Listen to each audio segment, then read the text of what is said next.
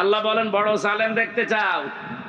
আমরা তো অধিকাংশ মানুষ মনে করি আয়না ঘর যারা তৈরি করেছিল ওরা বড় জালেম। হ্যাঁ, মাস্ট বি ওরা বড় জালেম।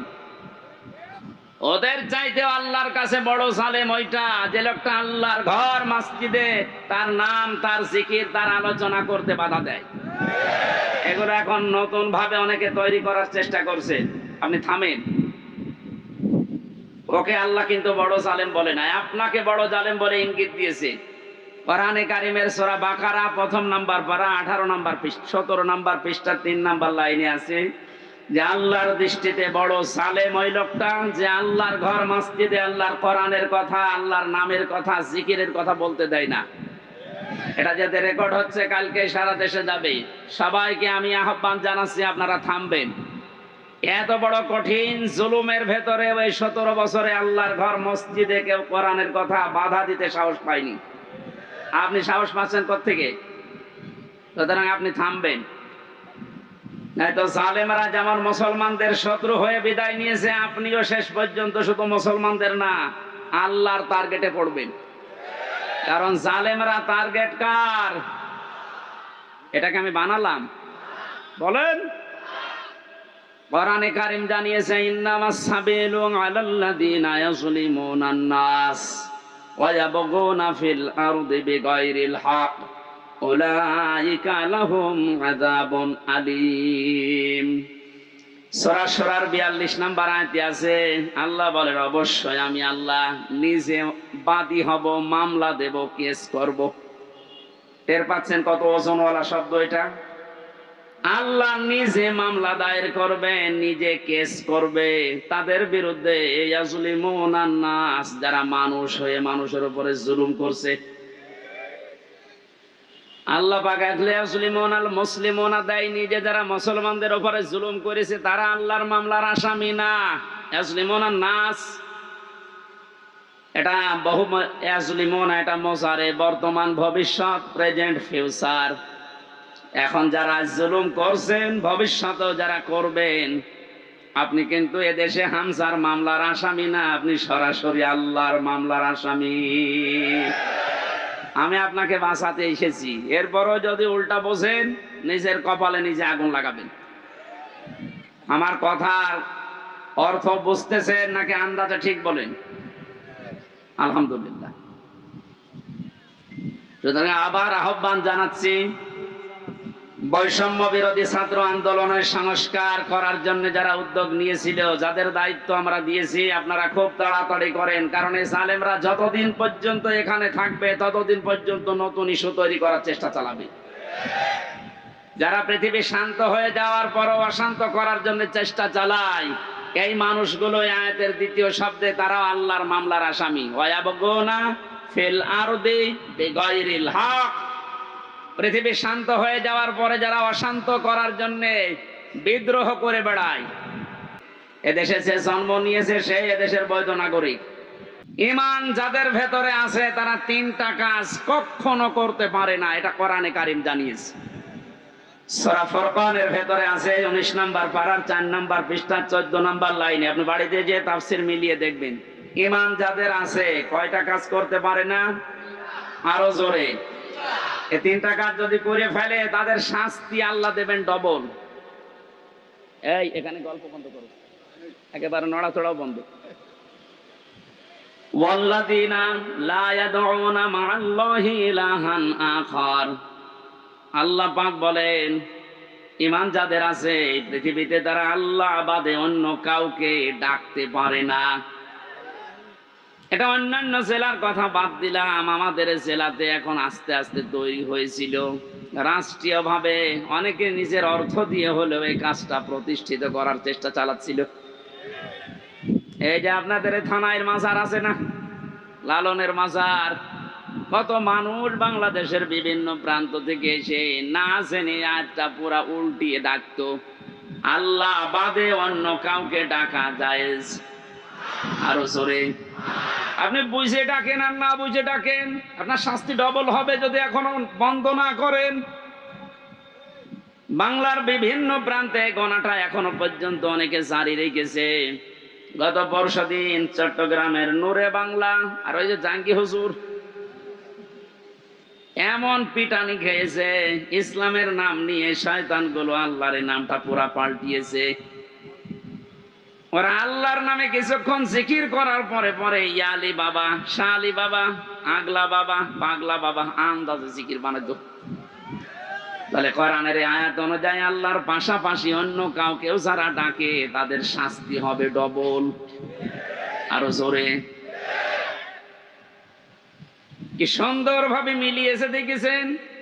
কোরআনে কারীম জানিয়েছে ওয়ালিল্লাহিল আসমাউল হুসনা ফাদউহু বিহা ওয়াদারুল্লাযীনা ইলহিদুনা ফি আসমাই ইলা আখির আয়াত।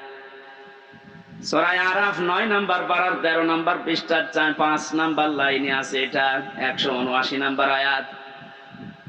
আল্লাহ পাক বলেন, আমি আল্লাহর অনেক সুন্দর সুন্দর নাম আছে, যে নামে পারো আমাকে ডাকো, কিন্তু সাবধান, আমার নামের সাথে যারা ইলহাদ করে, আমার নামকে যারা পরিবর্ধন করে দেয়, নামের সাথে উল্টা পাল্টা কিছু জুড়ে ডাকে, তাদের সাথে ডাকবা না। আমি এত গভীরে যেতাম না, শুধু রেকর্ড হচ্ছে কারণে বলছি, সারা দেশে কালকে ছড়াবে। আপনারা সাবধান। ঈমান যাদের আছে তারা যেহেতু 3টি কাজ করতে পারে না, আর তারা যদি করে ফেলে তাদের কিন্তু ডবল শাস্তি হবে।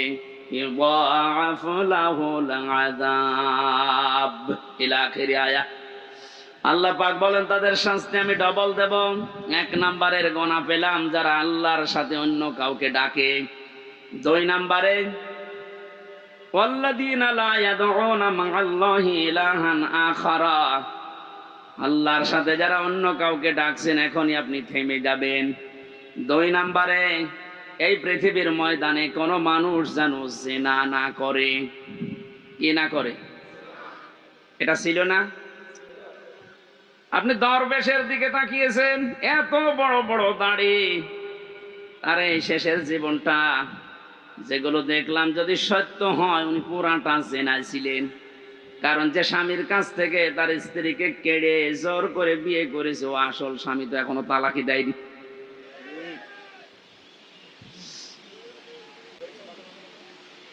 আমাদের সাবধান থাকা লাগবে। আমাদের ঈমান যাদের ভেতরে আছে এরকম কোন গুনাহ যেন আমাদের ভেতরে না আসে। মুমিন মরে যেতে পারে কিন্তু জিনা করতে পারে না। শুধুমাত্র লজ্জা স্থানের জেনাটাই জেনা না, হাতের জেনা আছে, মুখের জেনা আছে। হাতের জেনা কি? কোন বেগানা মহিলাকে আপনি হাত দিয়ে যদি স্পর্শ করেন জেনা করার গুনাহ হবে। চোখ দিয়ে যদি ওই রকম নিয়তে দেখেন তাহলে জেনা করার গুনাহ হবে। অন্তরে যদি ওরকম কোন ধারণা নিয়ে আসেন জেনা করার গুনাহ হবে। জেনা করলে শাস্তি কয়টা বললাম? ডবল। বলেন, আরো জোরে বলেন। আমরা যেন মেনে নিতে পারি এরকম মন মানসিকতা আল্লাহ আমাদের দান করুন। বলেন আমিন। দরুদ পড়ছি আমাদের নবী মুহাম্মদ রাসূলুল্লাহর উপরে, যাকে আল্লাহ পুরা কোরআনে বিশেষভাবে 7টা নাম ধরে ডাক দিয়েছিলেন। তার 1 নম্বরে নাম ছিল ইয়াসিন। নাম কি? এখানে কুমারখালী ফাজিল মাদ্রাসা এবং আশপাশের দাখিল আলিম মাদ্রাসার কত সুপার সহ সুপার মাওলানা বসে আছে। ইয়াসিন এটা আল্লাহর ঘোষণা দেওয়া শব্দ। ইয়া হরফে নেদা, ইয়া মানে হে, সিন মানে সাজ্জেদ, সাজ্জেদ মানে নেতা। তাহলে আল্লাহর ঘোষণা দেওয়া নেতা এই পৃথিবীতে মাত্র একজন। কয়জন? এ শব্দের ব্যাখ্যা করতে গিয়ে তাফসিরে কাবীর আল্লামা ফখরউদ্দীন রাজি রহমতুল্লাহ আলাইহি লিখেছেন, ইয়াসিন শব্দের 5টা অর্থ আছে। ইয়াসিন মানে সাজ্জেদুল আলামিন, সাজ্জেদুল বাশার, সাজ্জেদুল কাউনাইন, সাজ্জেদুল আম্বিয়া, সাজ্জেদুল মুরসালিন। তার মানে আল্লাহ বোঝাতে চেয়েছেন পৃথিবীর মানুষেরা যদি মনে করো যে আমি পৃথিবীতে বাস করি, নবীকে আমার মানাই লাগবে, অন্য কোন জগতে গেলে আর মানা লাগবে না। না, ইয়াতানাজ্জালুল আমরু বাইনাহুন্না, প্রত্যেকটা আসমানে আমার আল্লাহর বিধিবিধান নাজিল হচ্ছে। ওই সমস্ত সৃষ্টির জন্য আলাদা বিধান আছে। কেউ যদি মনে করে আমি মঙ্গল গ্রহে বাস করি, আমি চাঁদের দেশে থাকি, আমার তো ওখানে নবীকে নেতা মানা লাগবে না, আদর্শ মানা লাগবে না, না। এই জন্য সাজ্জেদুল আলামিন দিয়েছেন বহু বচন। আপনি যে কোন গ্রহে বাস করেন না কেন, সেখানে মুহাম্মদ রাসূলুল্লাহকে আপনাকে নেতা মানাই লাগবে। এই শব্দটা আমি কয়েকবার উচ্চারণ করলাম, খেলা করার জন্য না। আলেমরা বসে আছে, আহ্বান জানাচ্ছি তাদেরকে। আল্লাহর ঘোষণা দেওয়া নেতা যেহেতু একজন, এই জন্য এই নেতাকে মেনে নেওয়া নামাজের মতো ফরজ। এই কথা বলেন। এটা যারা ঠিক করতে পারছেন না, আপনার নামাজ হবে না। কারণ কিয়ামতে যে বিচারের সিস্টেম গুলো, ধাপ গুলো আমরা দেখেছি, কিয়ামতের সর্বপ্রথম মানুষকে আল্লাহ তার নিজের সামনে যখন দাঁড় করাবেন, 10 জন 20 জন 50 জন না, প্রতিটি মানুষকে আল্লাহ নিজের সামনে দাঁড় করাবে স্রেফ একা একা। অকুল্লুহুম আতিহি ইয়াউমাল কিয়ামাতি ফারদা।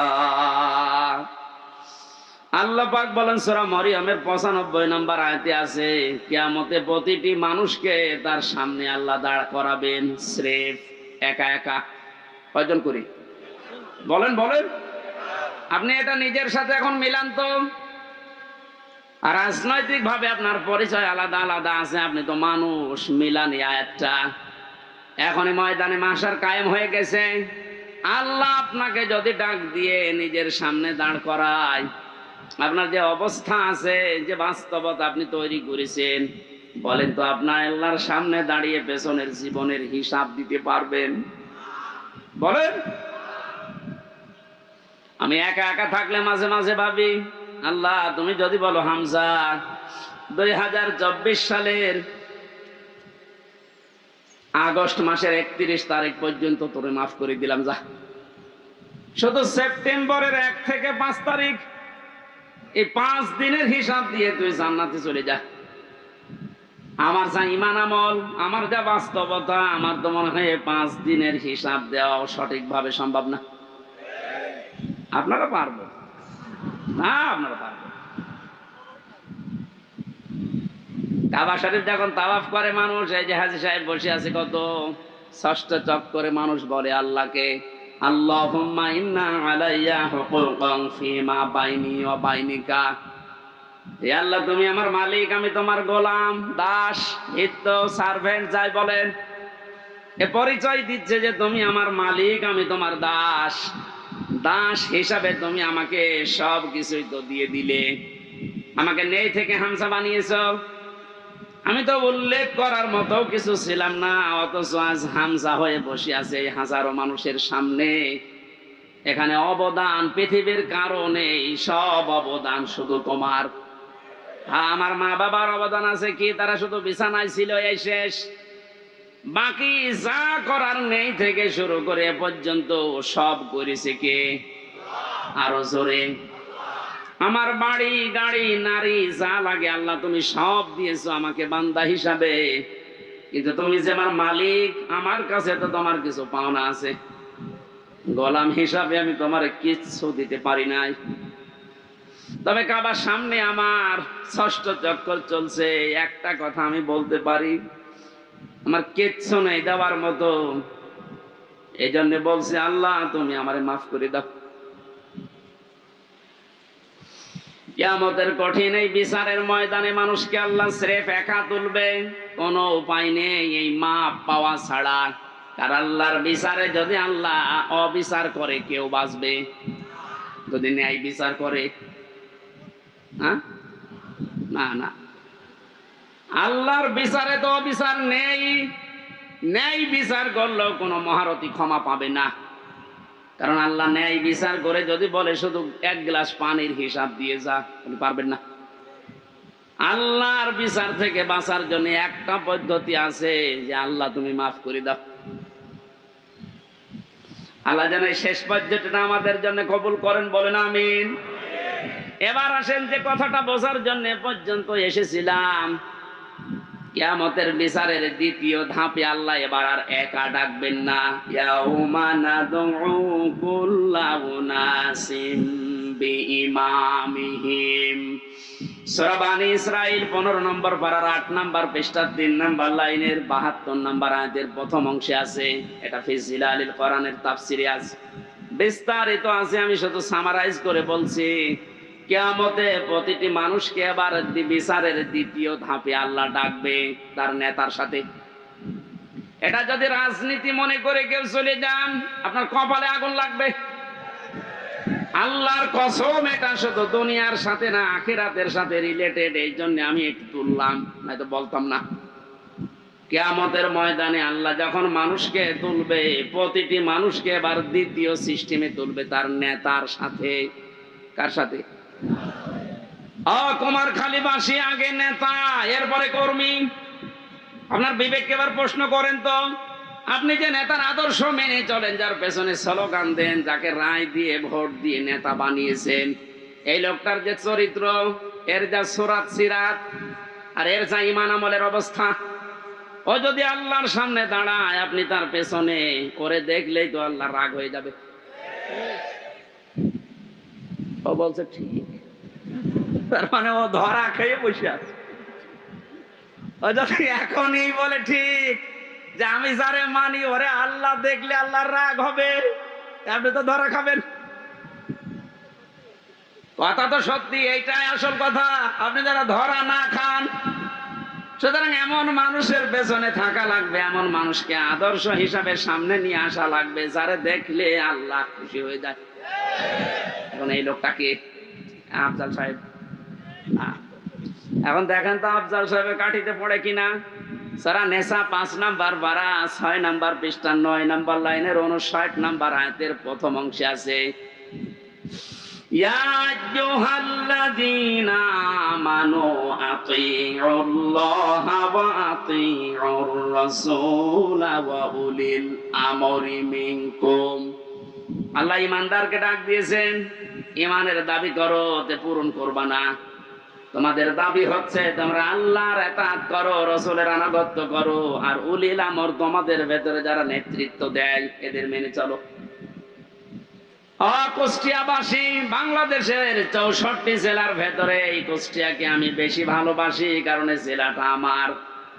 আমি চাই আপনারা বাঁচেন, বেঁচে থাকেন, যেন জাহান্নামী হয়ে না যান। এই যে আতিউ, এটা কিন্তু ভার্ব, এটা ফেল, এটা ক্রিয়া। এই শব্দটা আল্লাহ নিজের নামে, রাসূলের নামে দিয়েছেন, উলিল আমরের আগে দেননি। কি কথা বলেন না কেন? আমি যতগুলো তাফসীর পড়েছি, সব মুফাসসির আয়াতের ব্যাপারে ব্যাখ্যা এইটাই লিখেছেন, আল্লাহ রাসূলকে মানা লাগবে, কোনো প্রশ্ন করা যাবে না। কিন্তু আল্লাহ রাসূলের পরে যদি কিয়ামত পর্যন্ত আপনি কাউকে মানতে চান, নেতা হিসাবে নেতৃত্ব দেবে, তাকে যদি মেনে চলতে চান, মাস্ট বি, দেখাই লাগবে এই লোকটা আল্লাহ রাসূলকে মেনে চলে কিনা। আরে এই আয়াতটা বাংলাদেশে আজ কায়েম হয়ে গেলে তো ইসলাম চলে আসে। এক কথা বলে না কেন? আল্লাহ রাসূলকে যে লোক মেনে চলে না, আমার বাবা হলে ওরে আমি মানি না,